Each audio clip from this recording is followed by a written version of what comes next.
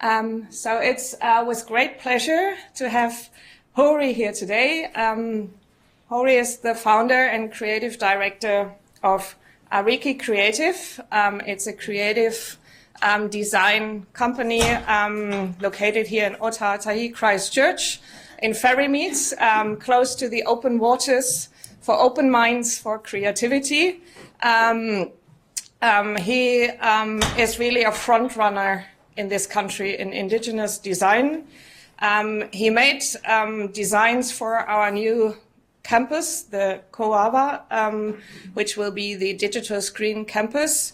And it's all about making films, games, interactive media in storytelling. And Rob and I were able to have a look at the designs, I think 2 weeks ago. And they really stand for the art and science of storytelling and how it's related to the land and to the people. So it's really beautiful.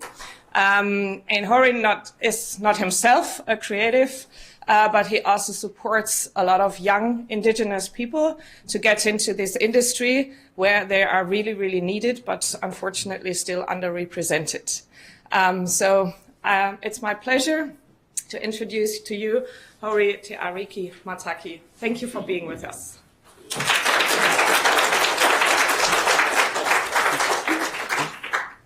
Well, morena koutou katoa. Good morning, everybody. I'm just going to introduce myself in Te Reo Māori, and hopefully, if you don't speak Te Reo Māori, I'm just saying who I am, where I'm from. So tēnā tātou, ko Hori te Ariki Mataki tōku ingoa, huri au no te whānau panui Ngāti Parau, Ngaitahu, Te Aotearoa Paparangi Ngāti Kaupata. So those are the different iwi that I associate to. So I said 5, it sounds like I said about 100, but there's about 5 in there. From the east coast of the North Island and the South Island as well. So I'm a descendant of the local hapu, Ngāi Tuahuriri. So shucks, about 12 generations ago, one of our ancestors lived in one of the kind of villages here, and I'm a descendant from each of those. Still here today to kind of share with you who we are 2024, and being able to carry over some of the stories of our ancestors into our work in this business, Ariki Creative. But I'm just going to tell you a story really about how everything started, how I got into creating a business around graphic design and this mood lighting. This works. I grew up in the 1980s and the 1990s here in New Zealand. These movies people know all around the world. Once Were Warriors. This other one people might not know as much. But when I was growing up, a lot of the kids that were in houses like this come and lived with our family. So our family had what was called a family home. A lot of different people would be with our parents would be taken and put into our house. So they might have grown up in some violent homes, or they might have seen a lot of things that kids shouldn't see. This is the house here that I grew up in Hornby, in Christchurch. So we had about 20 kids from all around the country living in our house. And I was about 5 years old, and it's about 5 to 10 years old. It was our job as kids to kind of show other kids just a different world of how to be in the whānau, I was mentioning the whānau, being in a Māori family. But for myself to escape from this, the things that we've seen and heard in this house, was a bit of that. But in those days, in the 1980s, we didn't have 4K, we had 8-bit in the bloods. So you had to do a bit more imagination around what Mario actually looked like. And as well as playing video games, myself and my siblings, we used to also read comic books. So we had these characters here. X-Men, are you fellas familiar with the X-Men?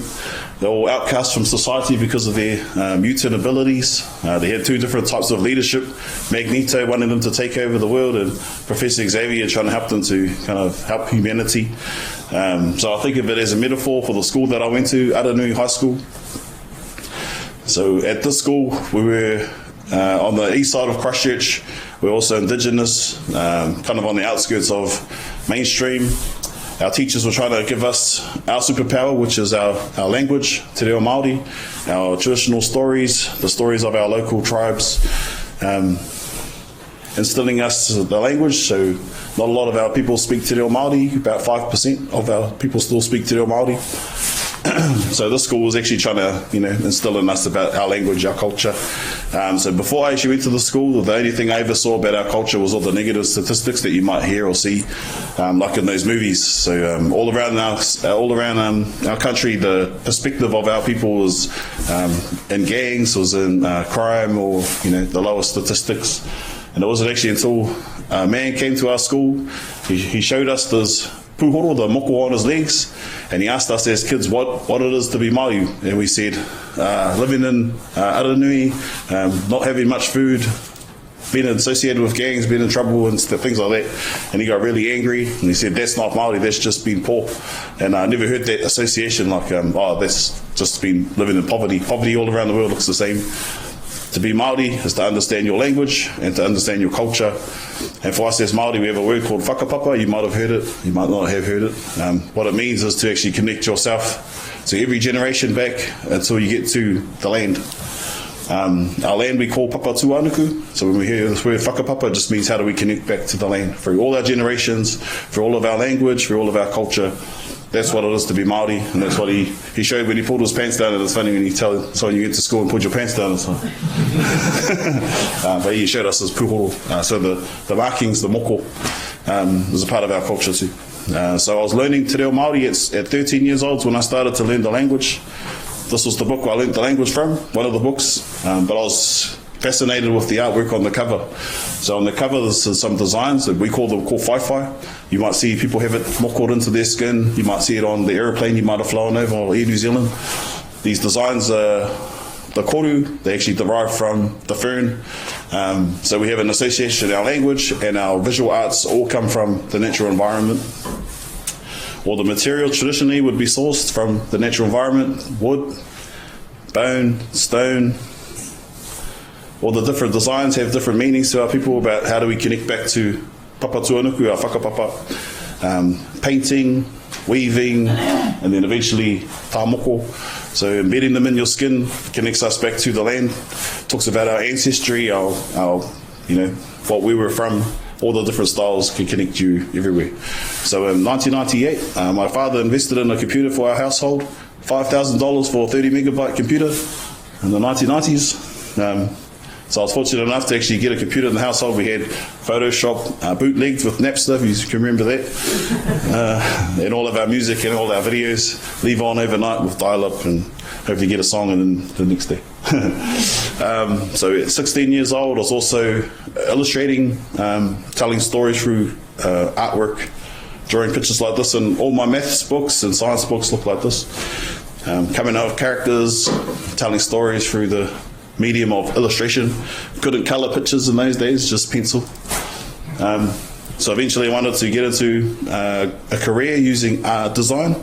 So I had to go and study, get a diploma in Māori studies, so learning about mythology. If you haven't seen this picture here, this is the creation of the Māori world. Papa tuanuku, the earth; rangi nui, the sky; Tane mahuta, the atua of the forest. This is our closest ancestor to Papa tuanuku. It's one of their sons.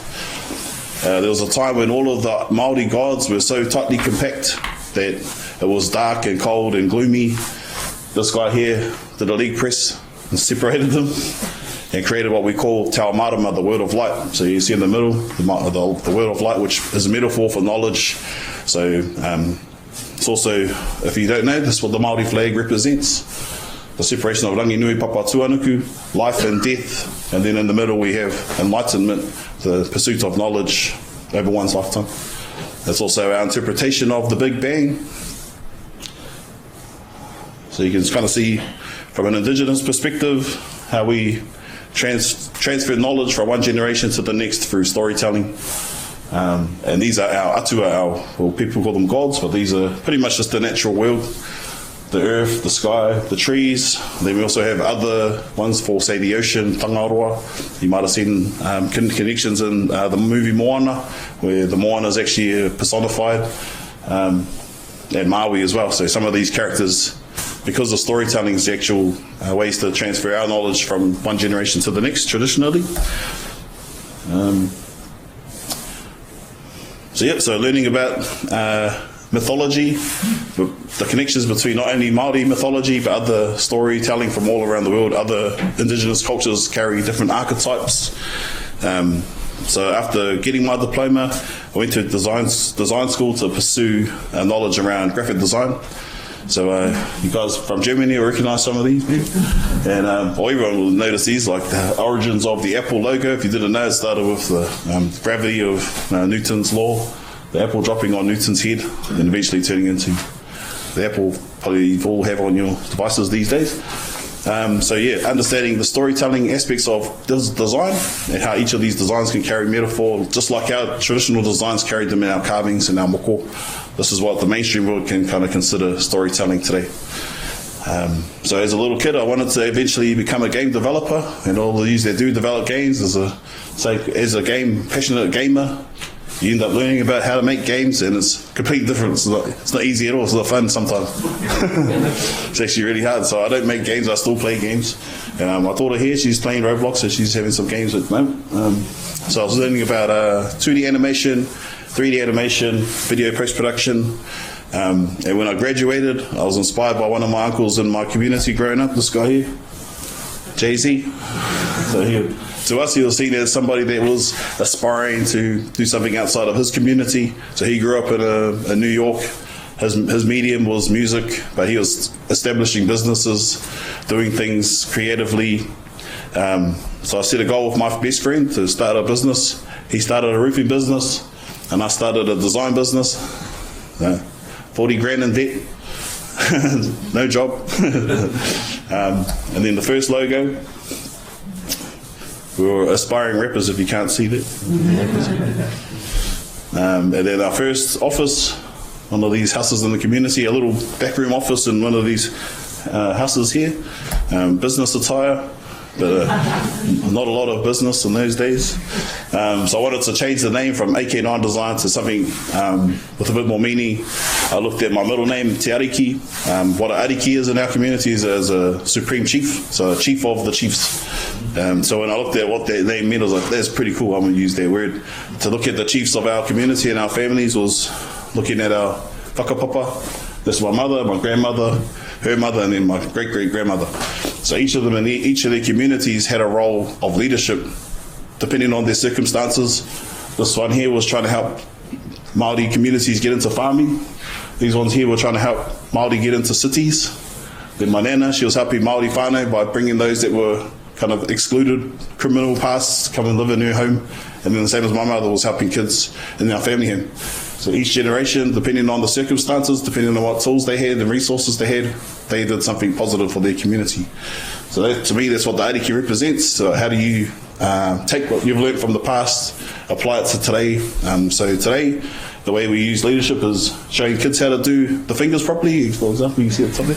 But just kind of accepting ourselves for who we are today and looking at all the tools we have around us to help them do better and be better. So this was where the design started to take shape, to not only be Indigenous, but also be accepting of modern day technology. The city that we grow up in is not just made of plants and natural things now. We also have the city, brutalist architecture, if you see architecture this campus is built on, cobblestone, electricity now. So how do we use these tools, the digital technology, as well as Indigenous storytelling, to create something new, to be able to handle and share a future that our kids are in today? The way that we do that now is through creating Indigenous brands, storytelling through Indigenous design within the logos. This is the first logo I ever designed for the community I grew up in. It took 3 weeks. I got paid $100, so not a great business at the start, you know. But in here is layered lots of storytelling from the east side of Christchurch, the waves and stuff from the ocean, the sun that depicts on the east side as we get up in the mornings. Ariki, one of our mountains here in the South Island. Even here at the campus, we've been able to tell stories like the Maui and the sun story. He slowed the sun down. This is what the sun looks like slow. This is why it's black. The different ropes that tinted the sun. This is here's about language Māori revitalisation. So we have these things here. They look like serpents. They are Manaya, they're like guardians, Taniwha. In Chinese they have dragons, Māori we have Taniwha. They represent the guardianship of our language. The house represents our communities. So we're now to apply our designs to things like clothing, Indigenous photography, today's using in the designs as well as our descendants, understanding each of our tribes have a different approach to their design. So this is Ngaitahu, the local tribe for the South Island, 80% of the South Island. Another tribe, they're more connected to the Taniwha, the guardian. So, yeah. Then all around the country, we've been able to work with different tribes, different iwi, to understand them and then depict them, and then their own language, their own visual language. Even tertiary providers, Polytechnic that I went to, got to design some of their bicultural design assets. And even this university, we've been working with the university for about 15 years now. The design in the back of this is called Mākaurang, it's the fingerprint. Talks about different generations. All around campus, we've been able to work on all sorts of things, from rugby jerseys, you know, Māori like playing rugby, New Zealanders love rugby, and then all these different towers that you see around campus as well. So we have the separation of Ranginui and Papatuanuku, the Papatuanuku on the bottom, the earth, the sky above, but then in the middle, Te Ao Marama, knowledge. So you can see how each has a different kind of knowledge base, from not only Māori, Pasifika, then the early settlers, Christianity, and how essentially we all have our own past, we all have our own reason for being, and especially in a place like this, in a university, you want to challenge ideas and come up with new ways to see the world.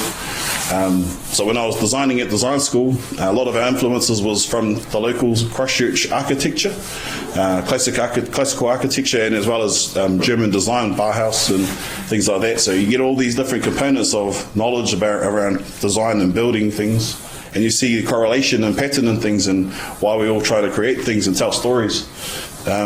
So yeah, really lucky that I had the pathway to see different perspectives. Other tertiary providers, same thing, Massey University. In terms of digital technology, we worked with TikTok for the past couple of years working on designs for the platform, knowing that a lot of our children are addicted, just like many of us, on these devices. How do we interpret our culture on these platforms today? So Māori Language Week, New Zealand Music Month, celebrating the culture of Aotearoa through graphic design. And then earlier last year, during Waitangi Day, working on the Google Doodle with Google. It was up for a day, which is still cool. It's pretty cool. So in this design, you can see the form of a tiki, as well as those manaya, those guardians, made of two parts, but then also the European influence of the typography. We didn't have typography.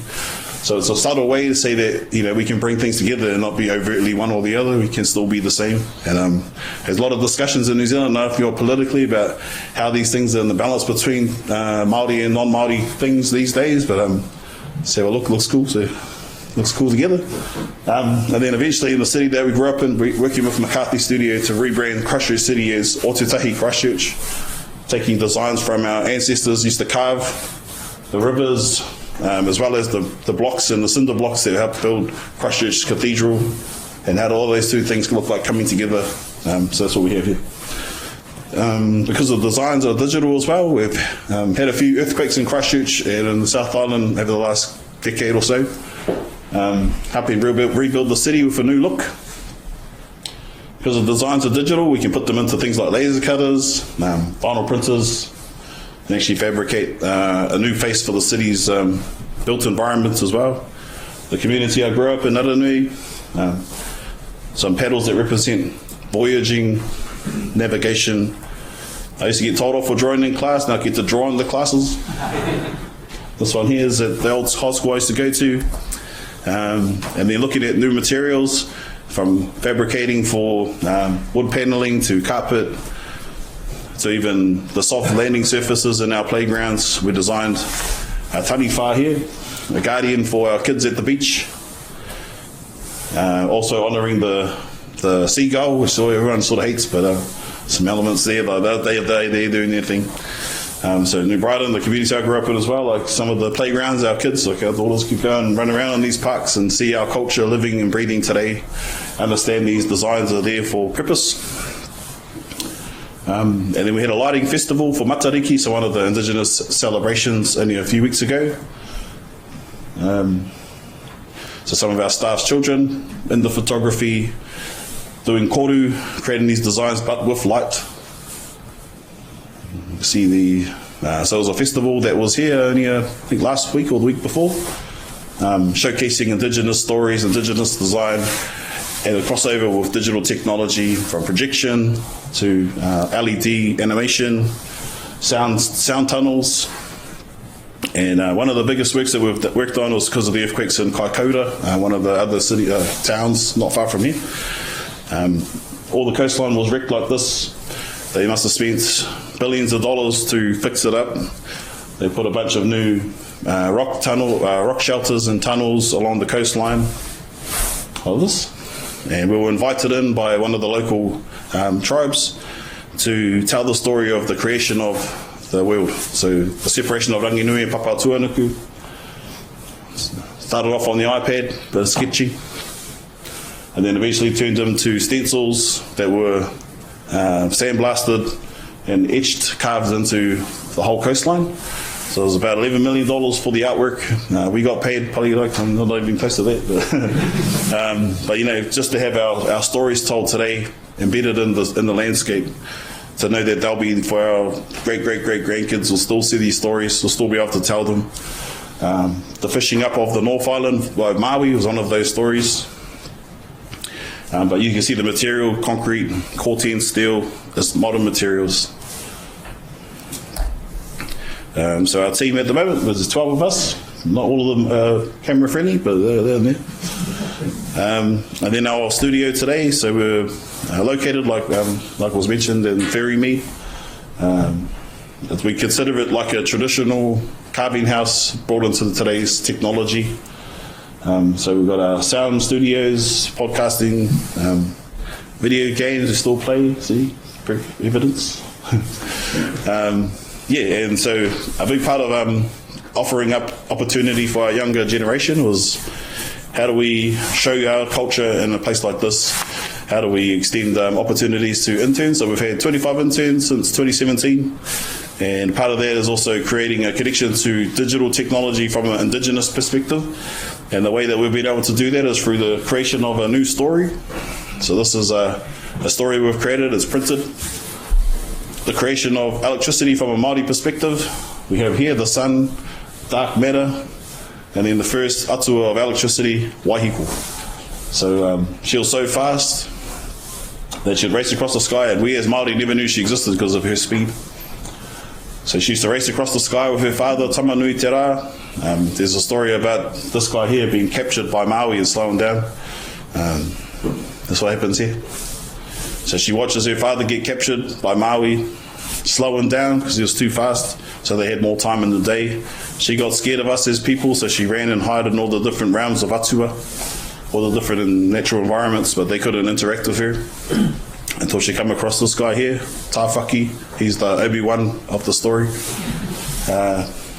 He informed her to free her father. She has to watch what we did with this newfound time in the day, and then she might be able to free him. So she watched over generations what we did before this newfound time of the day. We were, as people, harvesting and doing things with the natural environment, creating new tools, analog tools, to a point when Benjamin Franklin, he's Māori in our story, wanted to capture Tāwhaki, but instead Waihiko was captured first and chose to hide in the very first battery. So we have scientists, engineers trying to understand this newfound thing. The first time they've ever come across electricity as a form of energy. And then that's where she frees herself. She understands her purpose in becoming the very first light bulb, setting in motion the electrification of all of our analog tools, steam power, everything that we have, right up to the iPads. Until now we're looking at a future that's uncertain because of our addiction to Waihiko. So it's the next generation's kind of, how do they want to define the world as Waihiko speaks, and all the other atua speak in the natural world now, through all the different things we might see through climate change. The natural environment's telling us about what they don't want to see, and eventually her purpose is to give us a way to work with them sustainably. So from working with Tawhiri Mate, we have our wind, geothermal, ruaumoko, and then eventually solar with Tamanui Te Rā, her father, to help free her father and free all the other atua from our clutches on power and electricity. So we use this as a story of a mythology, I guess, of our purpose as those that use electricity, how do we do it sustainably in the future for our kids, but also give our kids opportunities like I've had because I've become a professional designer using technology. The careers and stuff are abundant. So that's sort of a part of this book is also points people to a website that we've created that will help kids to get into different digital careers. You can click on a directory and different pathways so they can see what they could potentially earn and what those sort of careers look like. So yeah, it's a bit of a snapshot into who we are, Ariki Creative, what we've been able to do over nearly 20 years. But yeah, that's pretty much the presentation. Any followers have any questions or about anything? So I know we've got like another half an hour. So. Thank you very much.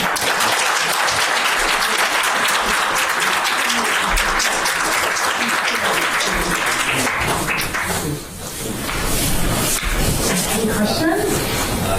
Thank you for inspiring presentation. I'm in here 5 years, and this is the first time I'm exposed to Maori technology.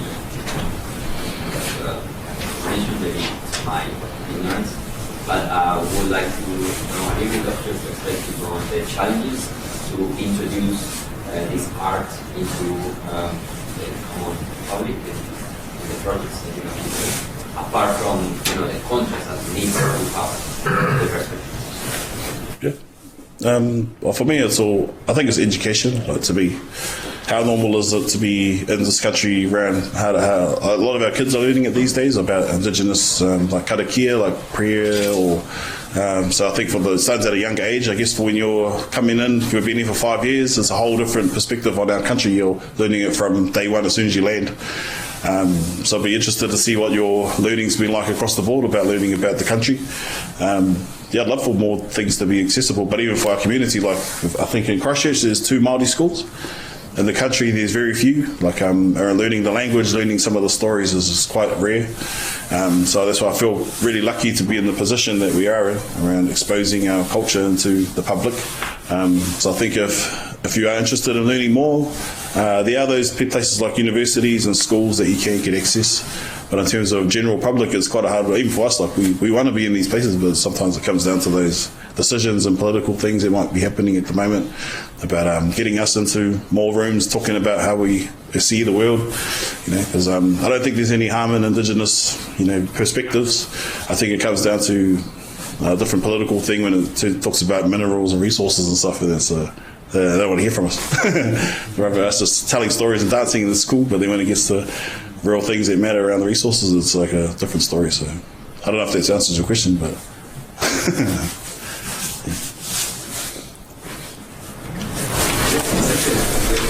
Great talk.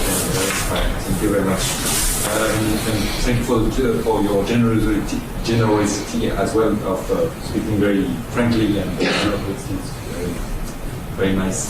I was wondering whether in the culture there are things also related to food, to food, mm-hmm. and to the boat also. I think that there are things about the boat, and so I was very curious about besides or together with all the relation to the sky, to the land. Is there something more related to the person and how he embodies things like food or things which are to his body? Is it something that you have in your culture? Yeah, there's a very famous metaphor called Te Whare Tapawha, which speaks about a person is made of 4 parts, not just one. So those 4 parts consist of the mind, mātauranga Māori, like your brain, your physical self, your tinana, your wairua, your spirit, and as well as your whānau. So those are the 4 pillars within the well-being of an individual. So understanding how well, like you could be physically well, you could be mentally well, but if your whānau, your family isn't well, then you're unwell. So trying to understand those 4, you can look it up, it's like the Te Whare Tapawha model of health. But yeah, there's lots of things around food, especially for most cultures have a perspective on food. And the image I showed you, I'll skip forward. When Māori used to traditionally do karakia, prayer, like most Indigenous would be honouring the places that these animals would live or reside, and which of these atua that they would descend from. So this fella here doing the leg press, all the birds of the forests, all the forest animals would come from him, and we as people come from him. So in the Pacific, they come from Tangaroa, they come from the ocean atua. So they have the same set of some of the same set of gods that we have, but they see more ocean, they see more fish, they rely more on fish. So that guy the god of the sea is their guy. So for us, we saw more forest, we saw more bush, we saw more birds. He's our guy. So depending on where Pacific people move, they have a different perspective on who they want to talk to the most, who they want to have a better relationship the most. For us, it's this guy, Tānea Mahuta. So we come from him. Yeah.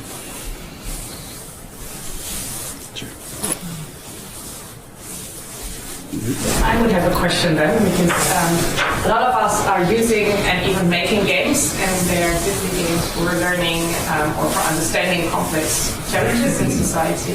Yep. So if we wanted to start including Indigenous elements, how to start? Yeah. I think for many of us, even us, like a lot of the designs you're seeing, we don't just jump in and go, this is what we want to do. A lot of it's through, I guess, having a mandate. So getting someone with a connection to that culture, a deep understanding and I guess their authority to share their knowledge with us. When that's all said and done, that makes our job a lot easier. Sometimes we do get asked to create things from our own perspectives, and we just draw on ourselves as Indigenous people today, and you can't really dispute our experience as an individual. So it's just like women, like you can't say to a woman, like, what does it like to be a woman? And I'll just do it without knowing anything about women. That's kind of weird. It's like you kind of authentically to explain a culture is to actually know those that understand it themselves or have some sort of experience that they can share authentically. And I think that authentic expression of one's culture, oneself, when you have that, then it's kind of undeniable. So I'll look for those that are experts in the fields. They have that authority to share and to be guiding you in that journey.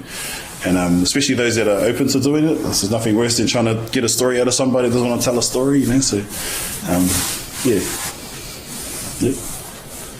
So all the stuff you've seen, we've always been invited, but we don't do any of that stuff.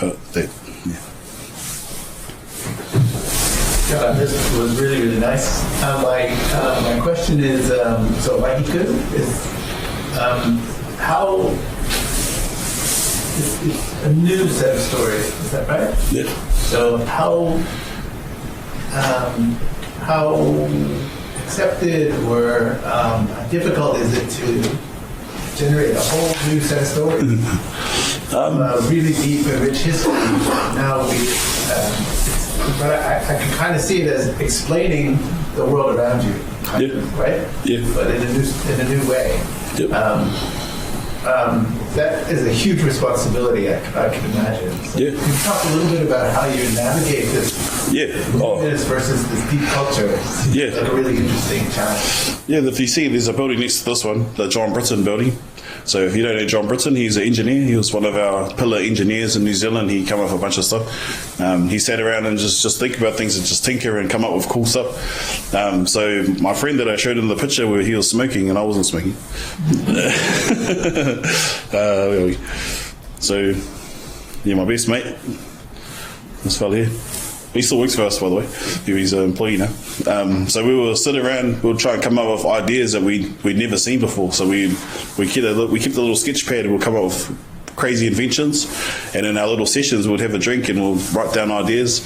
There were heaps of ideas that we came up with, like, I don't know, but there's just some appropriate, some inappropriate. But I think we were both single at the time, so most of them were about how do we not be single. So things like the Tinder idea might have popped up in one of our discussions, but our ability to actually create those things was kind of out of our hands. We couldn't make half the things we were putting on this list. But one of the ideas that come out of this discussion was, I'm a designer, I'm an illustrator, I can tell stories through artwork.